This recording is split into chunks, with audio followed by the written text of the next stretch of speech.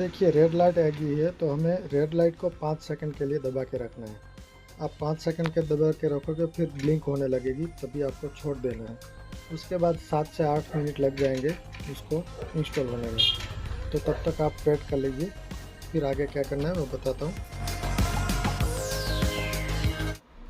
इसमें ड्राइवर के लिए डीवीडी नहीं दिया गया है, तो इसमें आपको इंटरनेट पे सर्च करना होगा Epson 8050 ड्राइवर।